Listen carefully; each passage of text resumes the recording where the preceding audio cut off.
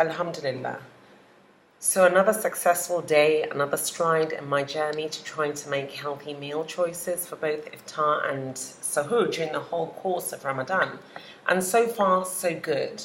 Today, as you can see, I've come back home. Those that have followed the videos that I have done know that I'm a local girl at heart. I'm a traditional local African girl to my core.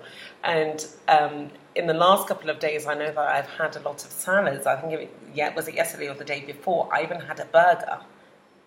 Don't ask, don't tell.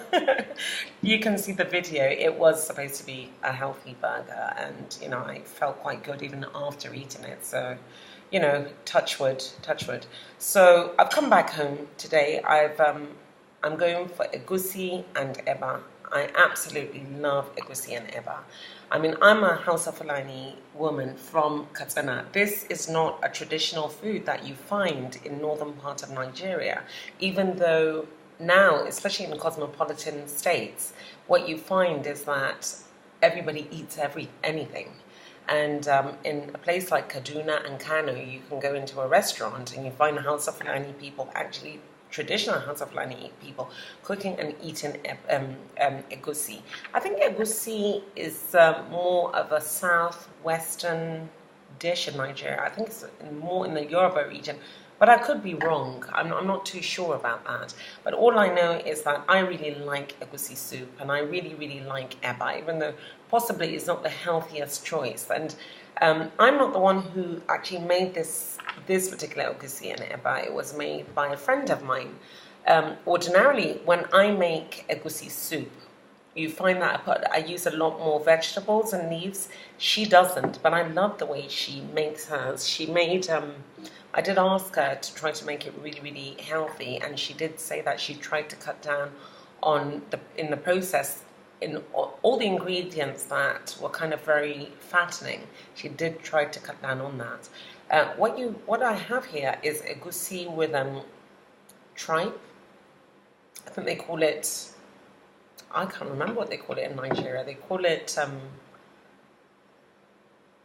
I think blanket or something. I don't know. I know it as tripe. So I don't think I'm going to be able to eat all this, even though if I can eat all the egusi, I'll be more than happy to. What egusi is I think melon seeds. That's what it is. That's what egusi is melon seeds. So this is cooked with melon seeds and some vegetables, even though she's put not a lot of it. It's not very many vegetables she's put in there, many leafy vegetables. But it's melon seeds. She made it with tripe, and she made it with stockfish, which I absolutely love. Stockfish is one of the most incredible ingredients used in Nigerian cooking, because stockfish adds flavor more than anything. I love the flavor that it adds to Nigerian cooking. And apart from the flavor, when you're eating Nigerian food with stockfish in, it's just the texture of the stockfish when you're eating it. It's just absolutely incredible. It's a fantastic experience. So I've got my egusi here, which is, like I said, melon seeds. And I've got it with eba, even though this is a humongous eba. Look, even when I'm not on on a low food diet, on a healthy diet, or trying to eat less, this is a huge plump of eba. But that's what she did. I don't think I'm going to eat even half of that. But if I can, it's all good. What eba is I think it's made from cassava. Yeah, cassava. That's it. Cassava. It's made from cassava.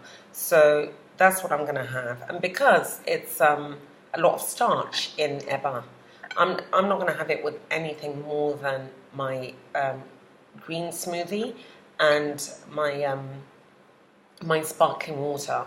So what I have here is green smoothie. Even though it's not green juice, I do have green juice, which I'm going to take for Suhoor. But this is a green smoothie made with avocado, pear, apple, celery.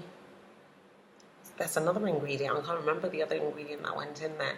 But what I will do is I'll put the recipe down in the more info box, or I'll put the links to where the recipe can be found on some of my other social media outlets and platforms. So this is what I'm going to have for iftar, and because this is quite a large amount of iftar, so I think it will be heavy because Nigerian food generally is heavy. For sahur, I'm not going to have anything solid. What I am going to have, though, possibly is not the healthiest choice either. Honey, I just hope I'm not going off track here. But this is not the healthiest choice either. But it is, necessity. What do they call it? They say necessity is the mother. ... So I have an auntie who is in town. She's from Katsina. She came in from Katsina, and she is an expert in making fura. She is fura de nono. I'm a Fulani girl at heart, and anywhere I go, if there's fura de nono, I can smell it, and I'll gravitate towards it. But the fura that you get in Katsina is absolutely incredible. I still argue with Hausa people and Northerners and Fulani people all over the place, saying that I still maintain that the fura that we get in Katsina is better than the fura from any other state. Specifically, my friends from Sokoto State, who keep on thinking that the fura in Sokoto is the best fura. That's far from it. The fura in Katsina is absolutely incredible. And let me tell you, especially if you can get nono from Daura, is fantastic. So my auntie came in. She came with fura de nono. So that's what, because I wanted to have it fresh. So that's what I'm gonna have for my sahur.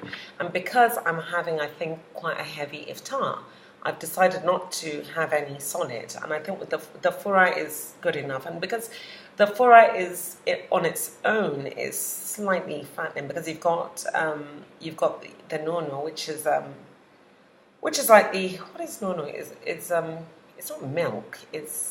What is nono?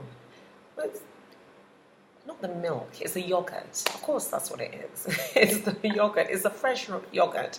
So we've got the fresh yogurt in there, and because it's fresh yogurt, it can be a little sour. And because it can be a little sour, you've got to add sugar in there. I've not put the sugar in there because I want to add it right in the morning when I'm going to have, in the early hours of the morning, when I'm going to have my sahur. So what I will use, though, is brown sugar. Even though with fura, I don't think you should really compromise on what you use on a delicacy such as fura de nono, because for a Fulani person, fura de nono is a delicacy. There we go, it's a delicacy.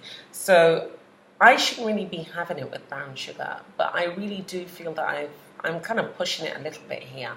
So I will have it with brown sugar early hours of the morning. And because we're still on this green journey, and even though I have my shake that's about to spill over, I'm going for green juice early hours of the morning. This is green juice that was made. This one was made from kale, lettuce, cucumber, and mint.